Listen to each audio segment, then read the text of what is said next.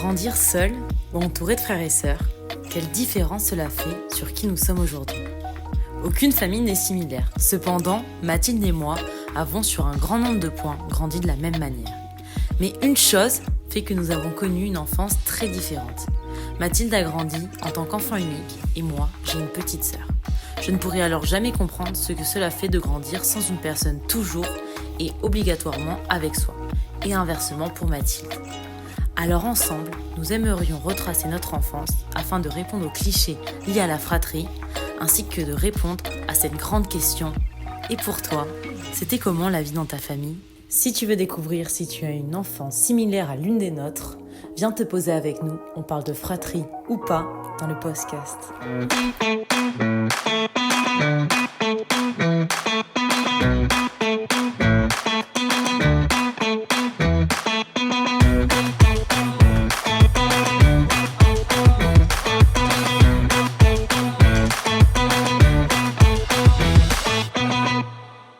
Bienvenue à tous et à toutes pour ce 4e podcast. Coucou Mathilde, est-ce que tu es en forme pour ce dernier podcast avant une petite pause ? Oui, vous en verrez pas, c'est pas le dernier, mais oui, je suis prête pour ce petit podcast avant, comme tu le dis, la pause estivale. Oui. Pourquoi ?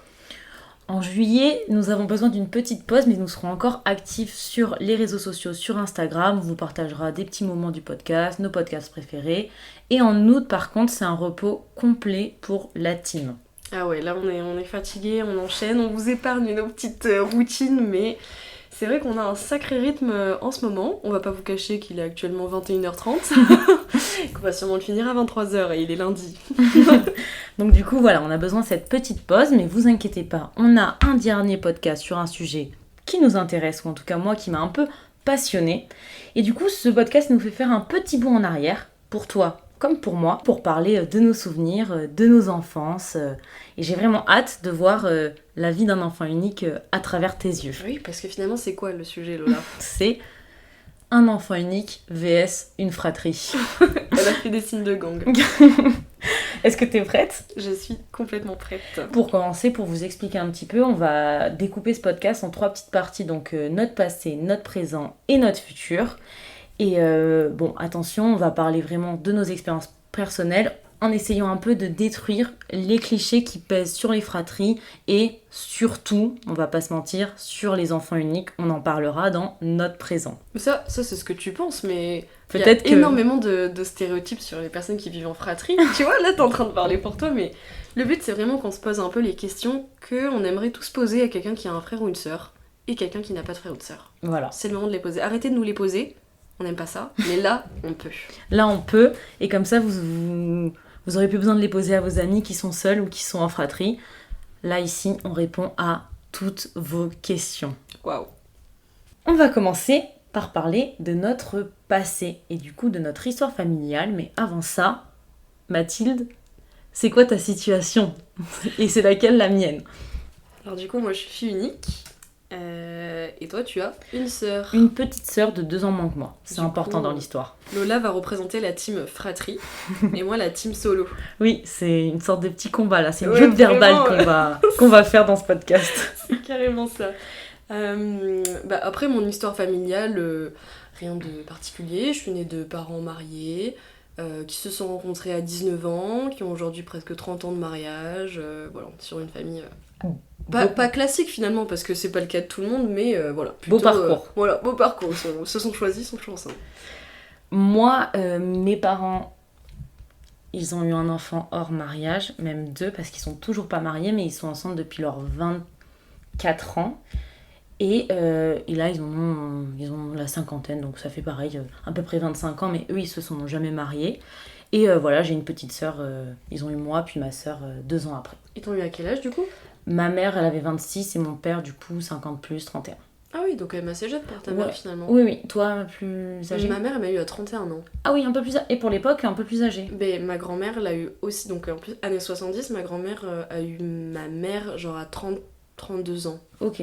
On fait les enfants assez tard. Maintenant, c'est un peu la moyenne, mais oui, assez tard. Avant, assez tard. Parce ouais. que moi, c'est plus sur un schéma classique, mais sans mariage, quoi. Ouais. Ok.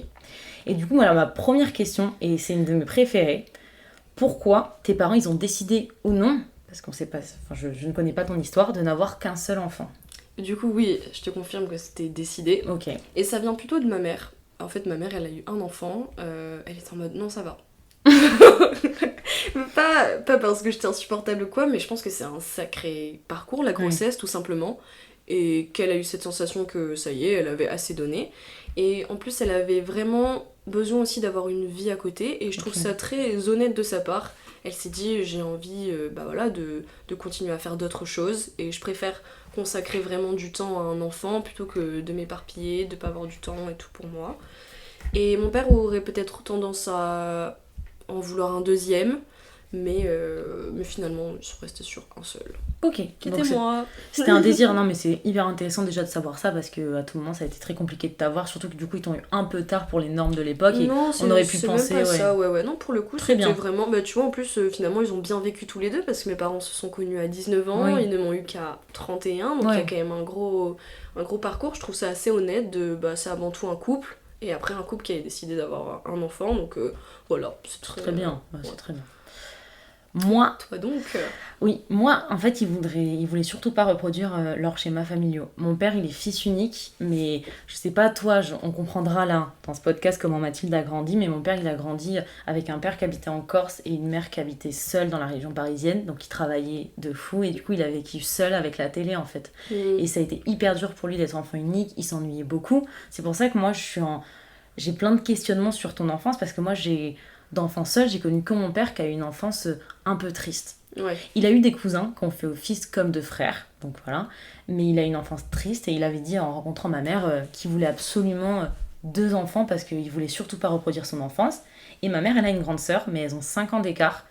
Et elle avait l'impression de vivre comme une enfant seule, elle s'entendait pas forcément. Et du coup, elle a eu l'impression d'être toute seule et de s'ennuyer beaucoup dans son enfance. Et donc, ma mère, elle voulait 2 enfants aussi, mais 2 enfants d'âge très rapproché, donc de 1 an ou 2 ans. Donc quand ils m'ont fait moi, ils avaient l'idée d'en faire une autre ou un autre extrêmement rapidement parce qu'ils voulaient pas qu'il y ait ce décalage. Ah ouais, c'est fou. Voilà. Ok. Donc c'était vraiment un désir et les 2 avaient ce même désir, ils voulaient 2 enfants et c'est tout. Ils en voulaient pas 3, c'était trop. Mais 2 c'était parfait parce qu'ils voulaient pas reproduire leur schéma familiaux mais qui étaient eux compliqués. Ouais, je comprends. Voilà. Mais ok, très bien. Mais heureusement, ils se sont entendus sur ce point-là. Est-ce que du coup, toi, t'étais entourée des autres membres de ta famille? Parce que moi, j'ai expliqué du coup que mon père était fils unique et ma mère avait une sœur. Mais du coup, toi, c'était quoi ton entourage familial et peut-être aussi un peu amical? Alors du coup, mon père avait un frère, ma mère avait une sœur. Donc, tu vois, pour le coup, ils avaient des frères et des sœurs tous les deux. Et du coup, en général, ça amène des cousins-cousines. Et je suis très proche de ma famille, de ma grand-mère, etc. Donc les réunions familiales, c'est quelque chose de très important. Donc j'ai pas la sensation que c'était nous 3, tu vois, c'est aussi une famille. Et donc oui, présence quand même importante des cousins-cousines. Et je suis vraiment tout au milieu. C'est-à-dire que je crois que mon plus grand cousin a peut-être 23 ans, moi j'en ai 21. Ensuite la seconde a 19, j'en ai une qui a 21 aussi. Enfin voilà, je suis vraiment au milieu quoi. Donc ça aide pas mal en termes de relations enfants. Okay. Pendant les vacances et tout, quand tu te fais garder par ta grand-mère par exemple, t'as souvent le cousin-cousine. Ok. Donc, voilà. Toi, t'as des cousins-cousines? Oui, j'ai des cousins-cousines, mais tu vois, moi, j'ai pas du tout grandi dans une atmosphère de grande famille. On se voyait un petit peu, mais pas si souvent que ça.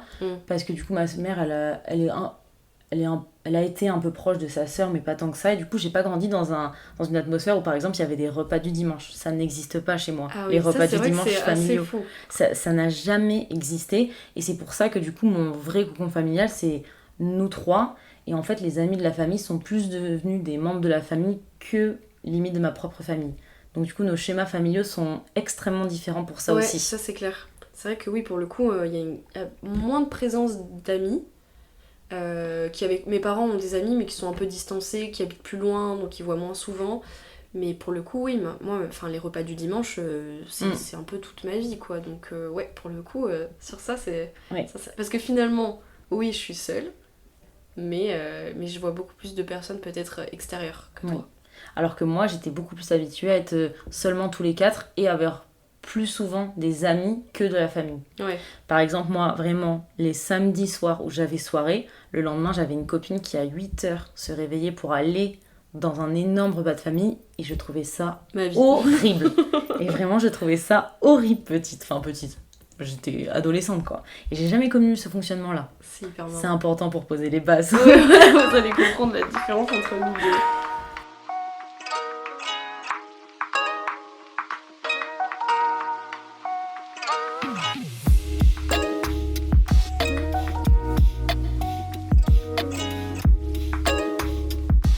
Comme on est dans le passé, on va vraiment parler de nos enfances. Et pour ça, on va vraiment faire un jeu de questions-réponses pour la première partie, où je vais poser vraiment les questions que tout le monde se pose sur les enfants uniques. Donc c'est vraiment les questions les plus clichés. Et Mathilde, elle va répondre de manière hyper précise.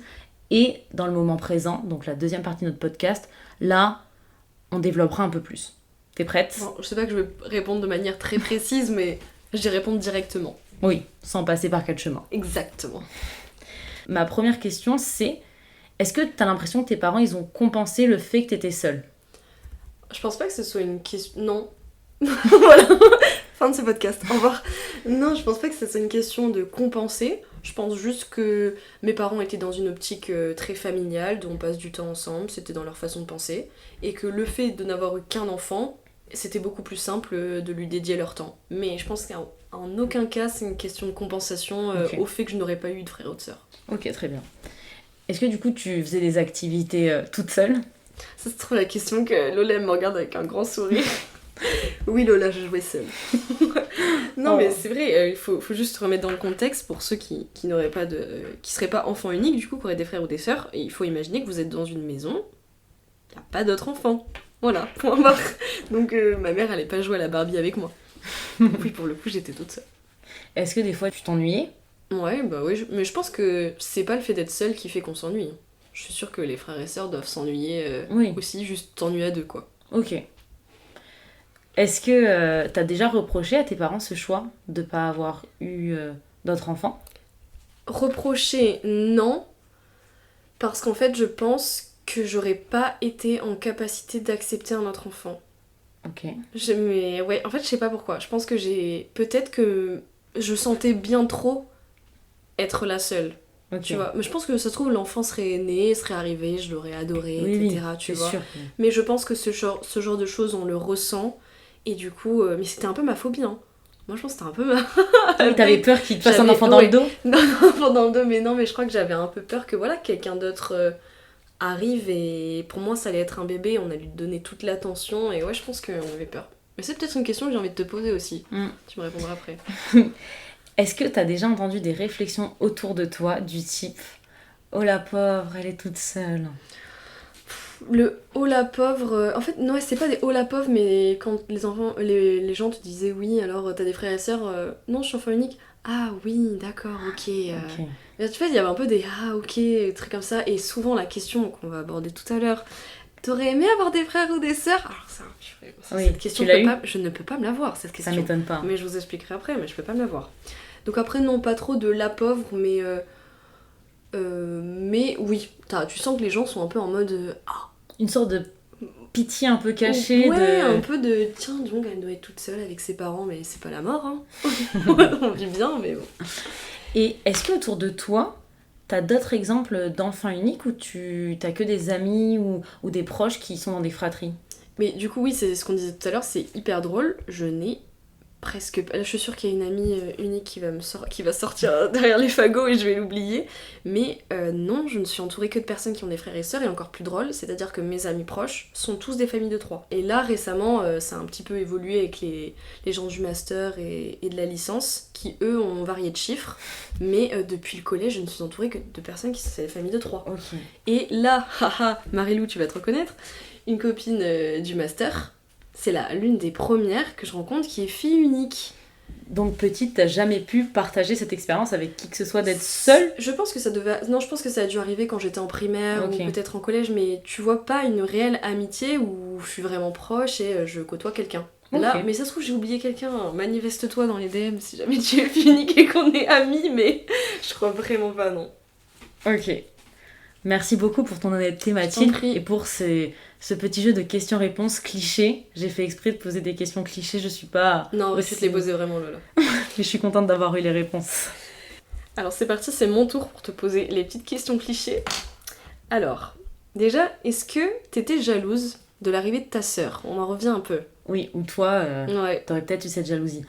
Alors, j'avoue qu'avoir posé cette question à mes parents, parce que moi, j'avais 2 ans, donc je m'en souvenais pas du tout, Ouais, ok. donc forcément. Et ils m'ont dit que pas du tout, qu'il y a de suite eu cette envie d'avoir une sœur, j'en parlais étant petite, ou d'avoir un frère, peu m'importer à ce moment-là. Et du coup, j'ai pas du tout été jalouse et j'étais très très heureuse d'avoir une sœur déjà toute petite. Mais ça, c'est mes parents qui me l'ont dit, je ne m'en souviens plus du tout. Je vais être honnête avec vous, à 2 ans, on n'a pas de souvenir. Hein. Ok. Est-ce que c'était dur de partager ses parents?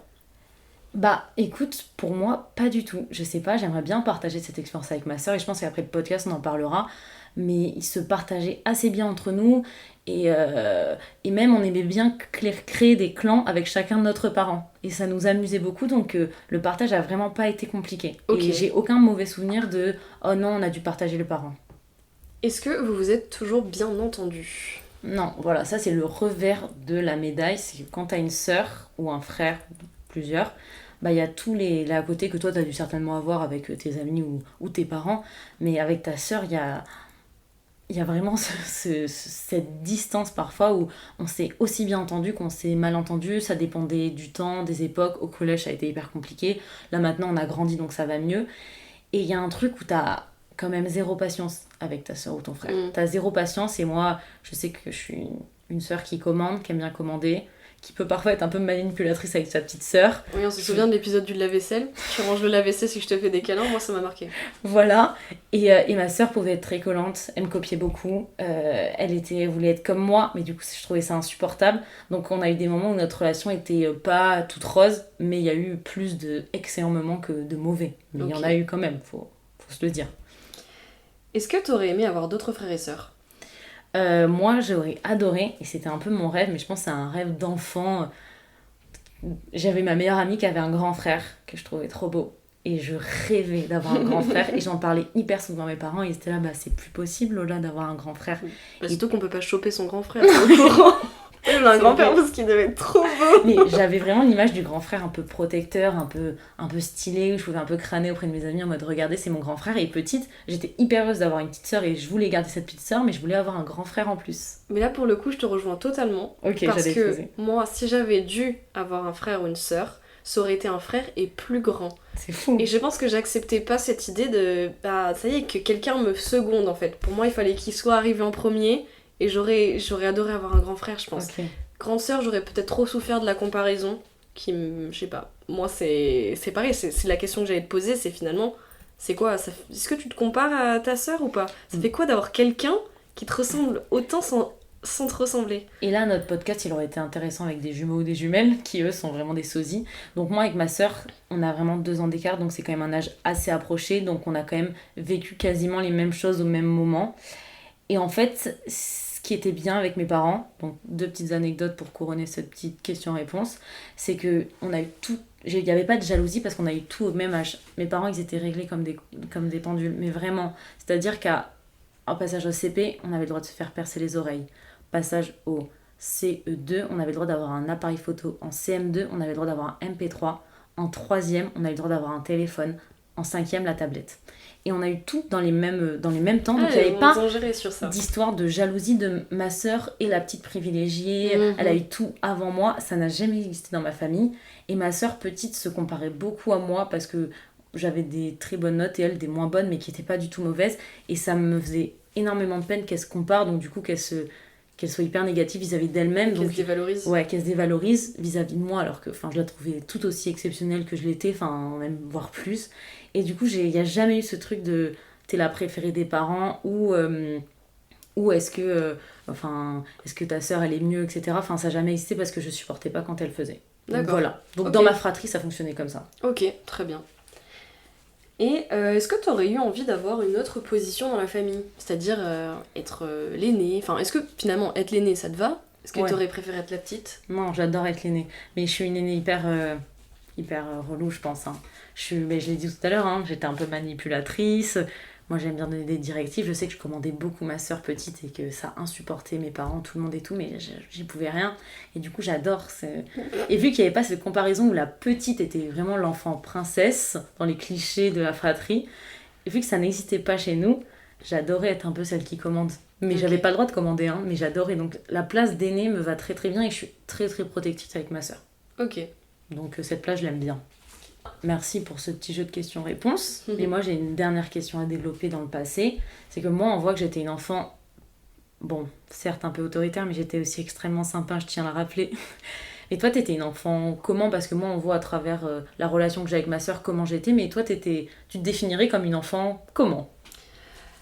Je pense que du coup j'étais une enfant très sage, franchement, très bonne élève, très droite, très polie, etc. Mais j'étais aussi très autoritaire.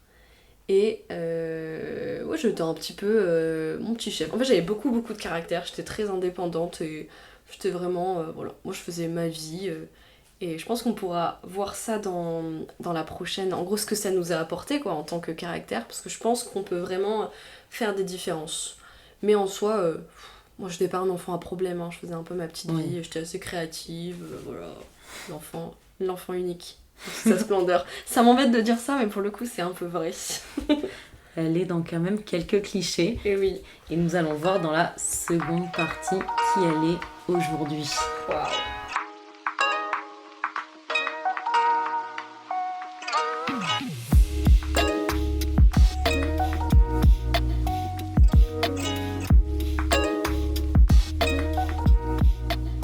Nous voilà maintenant dans le présent. Et on va vraiment là rentrer dans les clichés liés aux familles. Et moi, je vais commencer par induire les clichés de l'enfant seul. Donc j'ai lu plein d'articles qui contredisaient tous ces clichés qui sont maintenant vraiment des gros stéréotypes qui existent plus ou alors de moins en moins. Et ça dépend maintenant des familles. Mais l'enfant unique, il est décrit comme étant l'enfant roi, gâté, capricieux, qui n'accepte pas le partage et qui est à la limite du narcissisme. C'est un joli tableau qui dépeint les enfants comme toi ou comme Marilou. Je trouve que ces clichés, moi, de mon point de vue, ils sont complètement faux, qui aient commencé à apprendre à te connaître. Et que les qualités comme le partage, la générosité, ça s'apprend pas qu'au sein d'une fratrie, mais aussi à l'école, dans ta famille, au contact de tes amis, de tes cousins, etc. Maintenant qu'on peut développer un peu plus qui tu es, que penses-tu de tous ces clichés et comment tu veux les démonter? Mais Ou pas. c'est vrai que c'est tellement répandu, enfin, on entend Ouais. ça partout, et souvent les enfants qui ont des frères et sœurs, ça les marque terriblement, quoi, hein. C'est vraiment, je pense que c'est souvent ce qui ressort tout le temps, l'enfant capricieux, etc. Mais d'un autre côté, je peux comprendre aussi cette vision, et en fait, il faut remettre les choses dans son contexte. En fait, des fois, on oublie trop souvent, hein, être enfant unique, ça veut dire que t'es un enfant qui vit avec deux adultes au quotidien, sans autre exemple d'enfant, en Ouais. fait.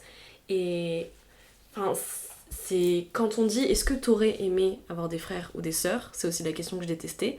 Je ne peux pas répondre à cette question. Je ne sais pas ce que ça c'est fait. d'avoir un frère ou une sœur. Je ne saurais jamais de ma vie entière avoir un frère ou une sœur. C'est presque la seule relation qu'on ne connaîtra jamais dans sa vie. À part si t'as un demi-frère ou une demi-sœur qui arrive, mais je ne sais pas ce que c'est d'avoir quelqu'un qui a la même génétique que moi, qui a les mêmes parents que moi, qui a vécu dans mon foyer. Enfin, pour moi, c'est fou. quelque chose de complètement dingue. Je n'arrive pas à me l'imaginer. C'est fou. Enfin, j'ai passé 21 ans de ma vie à table à 3. Enfin, ça me rendrait... Enfin, je sais pas, c'est inimaginable d'imaginer qu'il y aurait eu un autre enfant Oui. en face de moi, pardon, que j'aurais vu tous les soirs de ma vie, et j'aurais été en mode, bon, alors, ta vie... J'en suis complètement dingue. C'est Moi, vrai. ma famille, c'est mes parents, enfin, c'est pas un autre enfant qui me ressemblerait, ça serait fou. Même là, je l'imagine, j'ai le regard perdu. Et j'avais Mais- jamais réalisé que en effet, t'avais jamais connu ça, mais que c'était hyper compliqué pour toi de l'imaginer. Oui, et du coup, ils sont en mode... En fait, juste parce que quoi, je me serais ennuyée un peu, je me serais dit, tiens, je veux expérimenter ça. Enfin, c'est une autre vie, quoi, Oui. de l'imaginer avec un frère ou une sœur. C'est une totale autre vie. Oui, c'est vrai. C'est comme toi, finalement, t'as vécu toute ta vie avec une sœur, ça serait fou de t'imaginer seule Non. et d'être juste au milieu de tes parents. Ce serait méchant pour elle-même. Enfin, ce serait... Enfin, ta personnalité, elle se base sur ça. Et donc, pour en revenir à la question de départ qui était comment tu penses que ça t'influence, bah, c'est une évidence que quand tu grandis au centre de la famille, où en plus, moi j'ai vécu dans une famille où mes parents étaient plutôt à l'écoute, même pas plutôt, étaient à l'écoute, bah, effectivement que tu as peut-être cette sensation d'être au centre des besoins d'une famille. Ouais. Tu as quelque chose, tes parents sont là pour t'écouter parce qu'ils n'ont pas une sœur à amener quelque part, un frère à gérer. Tu es leur enfant. Oui. Tu es au milieu de la famille. Donc quoi qu'il arrive, ils vont t'écouter peut-être plus. Et mes parents, moi, j'ai pas eu la sensation d'avoir été un enfant... Enfin, ils savaient très bien me remettre à ma place. Tu vois, pas un enfant capricieux. Vraiment loin de là. Mais par contre, je pense que m'être senti aimée avec une telle force et peut-être être au milieu de tout a pu me donner extrêmement confiance en moi. Ok. Et d'avoir cette sensation de oui, je gère ma vie parce que de toute façon, en fait, on m'a aimée, on m'a donné cette confiance très très tôt. Donc, quand j'étais petite, j'étais assez confiante, assez indépendante.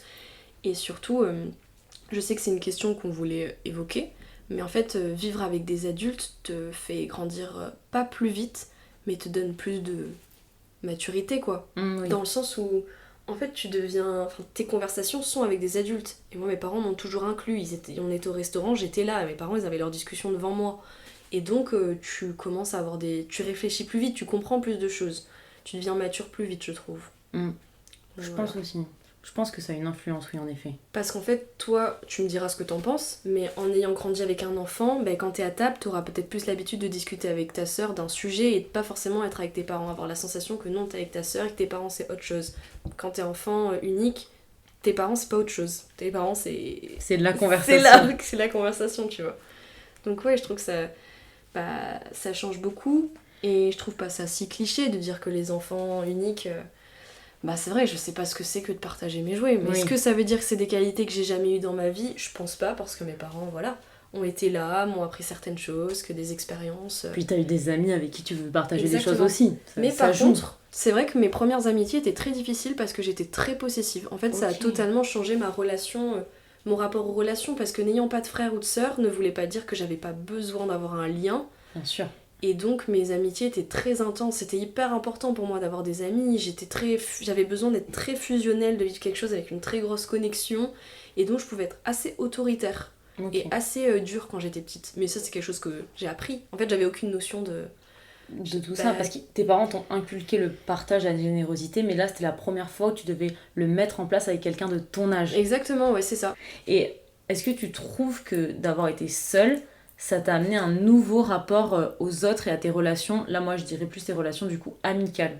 Oui, du coup, oui, c'est ça. Je pense que quand j'étais plus petite, j'avais vraiment besoin de ce cocon. Enfin, moi, je pense que c'est avec du recul que je me dis ça. Oui, on est dans le présent, je pense sur le moment, c'est ça. Je pense que sur le moment, je m'en rendais pas forcément compte. J'avais pas cette envie de remplacer une sœur. Oui, bien sûr. Mais je me dis que finalement, c'était pas une question de manque, mais c'était peut-être que, voilà, j'avais pas vécu cette relation.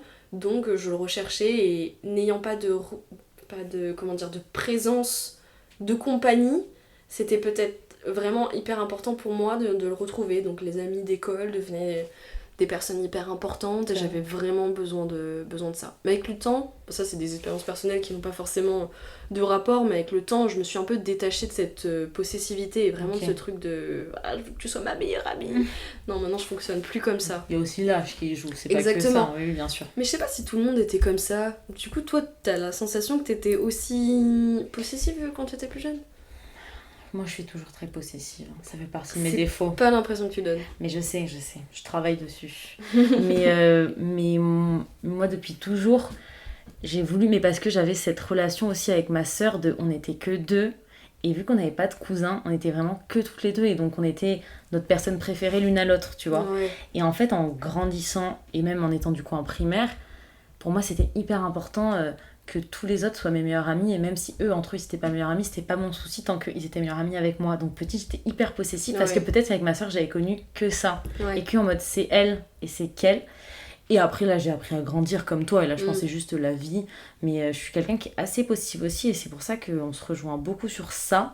Donc ça montre un peu que ta fratrie ou vivre seule, ça influe pas du tout sur toute ta personnalité que tu seras.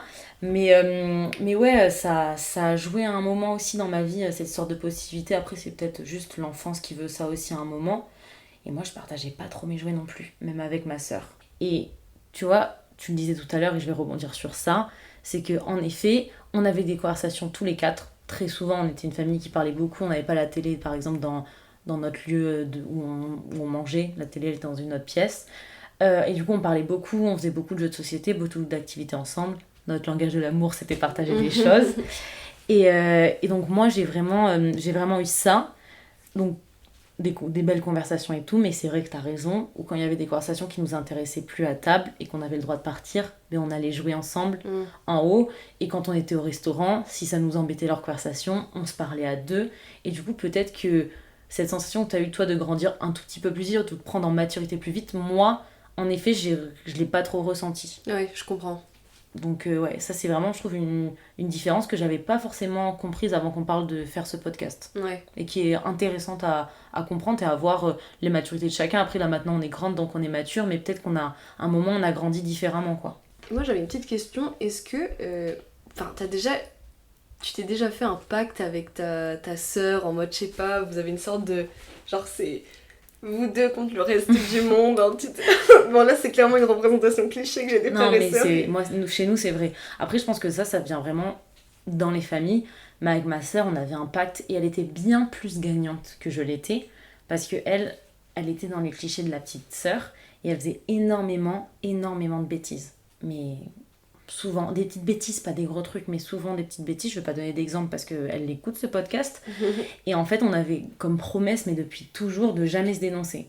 Donc j'ai couvert toutes ces bêtises. Mais toutes ces bêtises. Et elle a couvert les miens qui s'avéraient être vraiment nuls. J'ai jamais fait de bêtises. Je suis une enfant extrêmement sage. Mais je l'aurais jamais dénoncé. Ça, c'est incroyable. Là, tes parents s'inquiètent en écoutant ce podcast. Ils le savent, ils en ont complètement conscience. Parce qu'il y a eu des bêtises, bon... Elles sont ressorties par elles-mêmes et ma sœur s'est fait... Et ça faisait des années que j'étais au courant de cette bêtise et ma sœur, elle continuait. Oh, chérie. Donc mes parents maintenant sont totalement au courant et ils sont plutôt amusés de ça. Ok, bon, ça répond à la petite question. Mais à part le fait de gagner en maturité, il y a aussi un truc important, c'est que c'est une évidence que j'ai passé beaucoup de moments seule. Bon voilà, on va pas s'inventer une vie, c'est la vérité. Mais du coup, ça crée aussi une autre part de moi-même, et c'est pour ça que j'arrive pas à répondre à la question est-ce que j'aurais aimé avoir un frère ou une sœur, parce que ma vie, elle a été telle qu'elle est, elle m'a vraiment permis d'avoir un petit côté peut-être pas introverti, mais un petit côté solitaire, indépendant, qui fait que j'apprécie vraiment ma propre compagnie.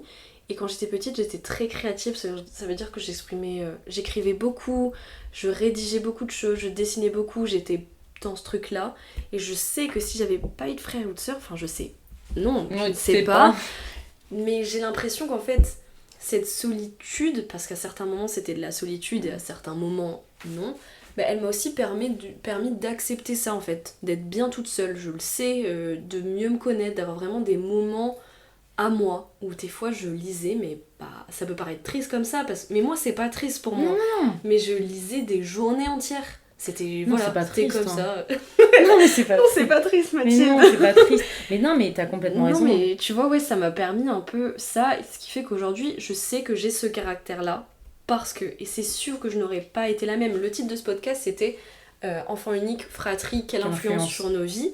Bah, la vérité, c'est qu'aujourd'hui, je sais apprécier ma propre compagnie et que je ne peux pas faire sans. Et ça, c'est la différence. C'est-à-dire que non seulement je l'apprécie, mais j'ai gardé certains trucs j'ai besoin de choses pour moi, j'ai besoin d'écrire, j'ai vraiment besoin de ce temps-là pour moi, il m'est nécessaire.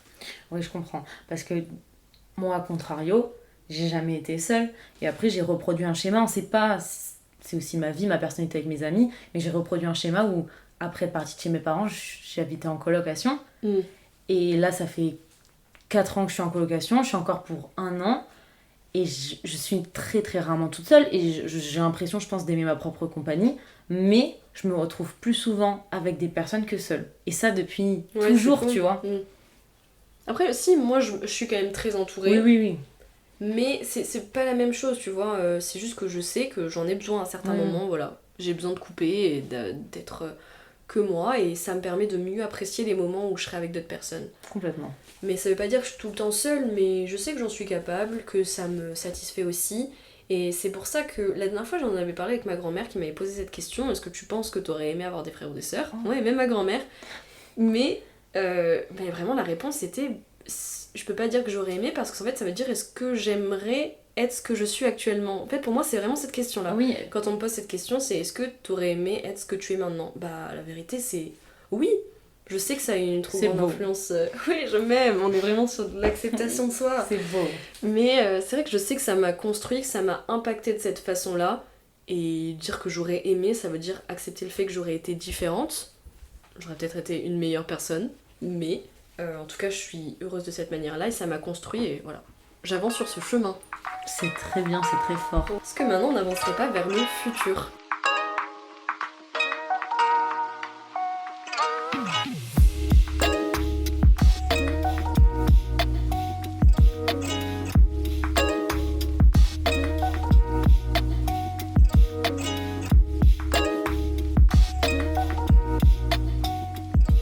Alors, Qui voulons-nous devenir? déjà Lola, c'est hyper drôle. Cette question, elle est basique.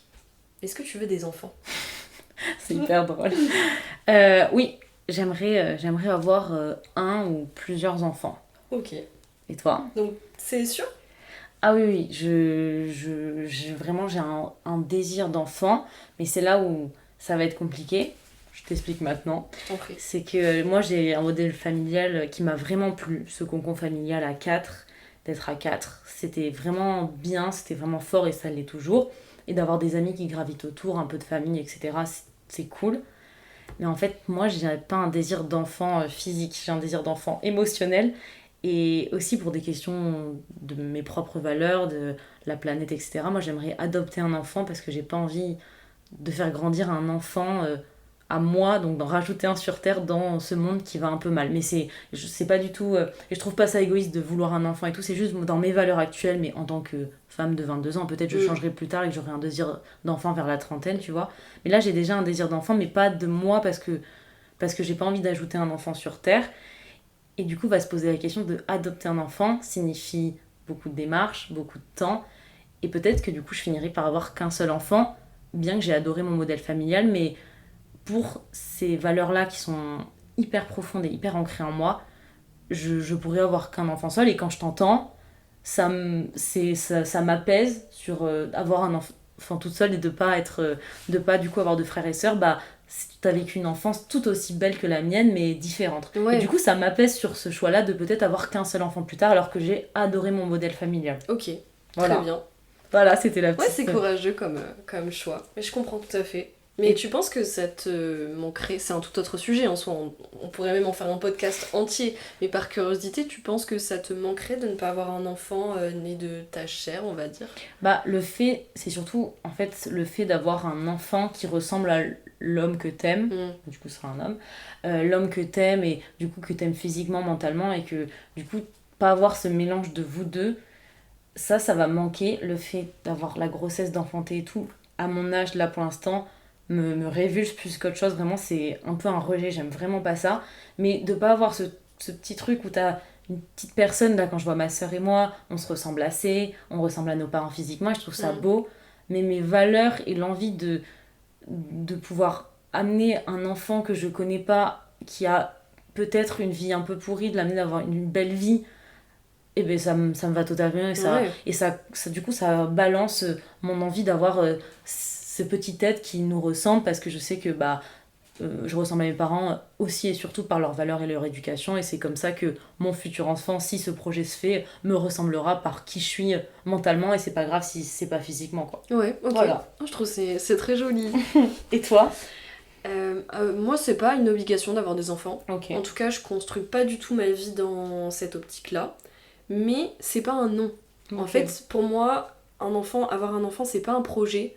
C'est juste un moment dans ta vie où t'as rencontré quelqu'un que t'aimes, t'as les moyens financiers, Oui, t'as la je suis santé. d'accord. Et du coup, là, la question, elle se pose. Mais en tout cas, je ferai pas en sorte d'avoir tout ça dans l'optique de fonder une famille. Je sais pas si je suis claire.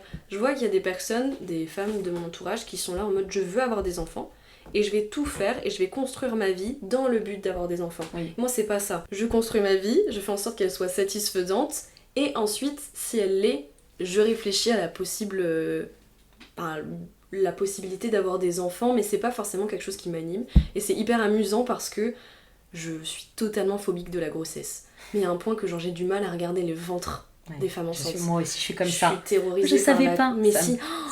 moi, carrément, c'est horrible à dire, mais ça me dégoûte. Non, en vrai, là, il y a quelque chose dans ton... Désolée pour toutes les mamans qui nous écoutent, vous êtes passées par là. Mais c'est horrible, enfin, il y a quelque chose dans ton corps. Mais je pense que c'est le fait d'être jeune et qu'il y a quelque chose un jour qui va me surpasser. Et c'est pour ça que je suis pas du tout contre. Je sais que c'est pas un non catégorique, mais je pense que c'est quelque chose qui va arriver petit à petit, qui va être influencé par la rencontre avec un homme et que ça naîtra d'un amour et voilà. Et donc c'est vrai que je pense que cette envie aussi de créer quelque chose qui naisse d'un amour sera plus fort et donc moi j'irai peut-être vers une conception naturelle plutôt qu'une adoption, mais je trouve que c'est très très juste. Je suis totalement d'accord avec ta vision des choses en fait, dans le sens que bah oui, ça se transmet pas que par les gènes, tu transmets par les valeurs et tout, donc je trouve que c'est une très belle vision des choses. Et pour en revenir à la question centrale qui est la fratrie ou les enfants uniques, bah moi pour le coup, en fait je crois que j'ai un peu peur de... J'ai envie de donner toute l'attention à mon enfant et je sais pas trop dans quelle situation je serai financièrement, tu vois. J'ai pas envie de partir avec le truc de tiens, j'aurai 2 enfants ou 3. Je pense que déjà, si j'ai un enfant et que j'arrive à lui donner tout ce dont il a besoin, que ce soit émotionnellement, parce qu'en fait, il n'y a pas que le financier. Oui, bien sûr. Il y a vraiment cette présence et moi, j'ai vraiment adoré que mes parents soient là, qu'ils soient attentif à mes besoins, c'est vraiment une chance et je me rends compte de tout ce que ça a pu m'apporter comme soutien. Et j'aimerais que mon enfant ressente la même chose et je me dis peut-être plus un enfant. Okay. Mais je sais que c'est rare, hein. Il y a beaucoup de personnes qui veulent plutôt une famille et tout, mais moi ça me stresse pas d'être seule avec mon enfant. Enfin... Oui, mais c'est très bien. Comme ça fait une petite boue dans le podcast, mais en effet t'as eu une enfance tout à fait heureuse et extrêmement belle sans avoir besoin d'une fratrie, ce que mon père par exemple n'a pas connu parce que ses parents ils lui ont pas l'apporté, mais parce que pour plein de raisons, hein, ils leur envoient, enfin mon père en veut pas du tout à ses parents, mais ils ont pas apporté ce qu'a envie d'avoir un enfant. Et toi tu l'as eu, tout ça, tout cet amour, tout ce temps passé ensemble. Et du coup ça m'étonne pas du tout qu'un seul enfant ça te satisfasse totalement comparé à l'enfance que toi t'as eu, tu vois. Bah c'est ça, j'ai juste envie d'être sûre que j'aurai tous les moyens à disposition pour que cet enfant soit élevé dans de bonnes conditions, et si ça doit passer par le fait de n'avoir qu'un seul enfant, voilà. J'ai pas envie de satisfaire un besoin d'enfant au détriment de leurs besoins, tu vois. Ok, non, c'est très beau aussi. M'assurer que... Mais ça se trouve, je dis ça et puis dans 6 ans, j'aurai 6 gosses. Elle en aura 10, moi j'étais sur 10. Non, si c'est énorme. Ouais, si, c'est horrible. Mais pour rejoindre ça, il y a aussi une question que je me pose. C'est que là, actuellement, je suis satisfaite parce que comme je te l'ai dit, j'ai aussi une famille qui m'entoure. Oui. Mais c'est une question que j'ai aussi eu, un sujet que j'ai aussi abordé avec mes parents, c'est que finalement ce sera quoi mon futur plus tard? Parce que moi j'ai pas de frère ou de sœur, donc c'est horrible à dire, mais à un moment mes parents vont partir, finalement ça va être quoi ma famille? J'aurai toujours mon oncle, ma tante, mais pareil, ils vont vieillir, j'aurai des cousins, mais techniquement moi j'aurai pas une sœur, un frère pour un repas de famille, donc ça va être exclusivement sur la famille de mon mari si je suis mariée. Et lui, imagine, il est fils unique. La question va se poser. Et peut-être qu'à ce moment-là, avoir un seul enfant ne sera pas d'actualité. Et peut-être qu'on aura aussi cette envie d'en avoir plusieurs parce que on n'a pas tant de famille que ça. Peut-être un peu comme tes parents. Okay. Qui du coup, ton père aussi, il a pas de famille de son côté, il a pas de frère, pas de sœur. Mais peut-être qu'aussi avoir plusieurs enfants, c'est une façon de recréer une famille. Je sais pas trop, moi du coup j'ai grandi sans cette grande famille autour de moi. Elle était présente mais que très rarement, donc on se voyait une fois tous les 2-3 mois. Et en fait moi tu vois c'est ça qui me convainc dans le fait que si j'ai qu'un seul enfant ce sera pas grave. Déjà moi j'ai la chance du coup d'avoir une sœur, donc on pourra connaître ce petit lien familial, tu vois, si nos relations sont toujours aussi belles qu'elles le sont maintenant. Mais en fait moi j'ai grandi sans famille proche mais avec énormément d'amis autour de moi, de mes parents. Enfin il y a vraiment des amis. C'est vraiment plus important que ma famille, mais vraiment pas de mon cocon mais de ma famille plus éloignée. Et chez nous il n'y avait pas un week-end, et encore maintenant alors qu'on habite à 50 minutes de tout le monde, on s'est éloigné pour les lâcher un peu. Il n'y a pas un moment où il n'y a pas des amis de mes parents chez moi. J'ai grandi avec des amis maintenant qui sont un peu comme mes cousins. Et en fait moi si j'ai un enfant si j'ai qu'un seul enfant, parce que toujours dans ce désir d'adopter, en fait ça me gênera pas parce que mon histoire a fait que les amitiés étaient tout aussi important. Et là, dans ma vie actuelle, c'est un peu pareil, j'ai reproduit déjà ce schéma-là. Et du coup, moi, c'est pour ça que ça m'inquiète pas, parce que je sais qu'il y a vraiment les amis font la famille. Ouais, je comprends. Mais du coup, c'était la conclusion que j'avais eue après cette discussion avec mes parents, où en fait, j'en étais arrivée à la solution, à la finalité, qu'en fait, maintenant, les amis seraient ma famille. Oui. J'avais vraiment construit... et c'est pour ça que je pense aussi que c'est important pour moi, les amis, j'en prends vraiment soin, parce qu'il y a vraiment une dimension de... C'est mon entourage, en fait. Et donc, c'est hyper important pour moi. Et j'espère que je continuerai vraiment à garder ça. Et je pense que peut-être qu'à l'inverse de mes parents, mes amis seront plus présents dans ma famille. Parce que, bah voilà, j'ai pas de frère, j'ai pas de sœur. Et du coup, il y aura un entourage peut-être plus amical. Donc en fait, ça va être un cycle comme ça. En tout cas, on vous en reparle dans 10 ans, quand on sera au 351e podcast. On n'a pas fini de parler de nous. Oui, on a encore tellement de sujets à aborder. Merci beaucoup de nous avoir écoutés pour ce dernier podcast de la première saison. La deuxième saison arrivera en septembre, mais ne vous inquiétez pas, vous allez toujours entendre nos voix sur Instagram. Donc suivez le podcast. À très vite.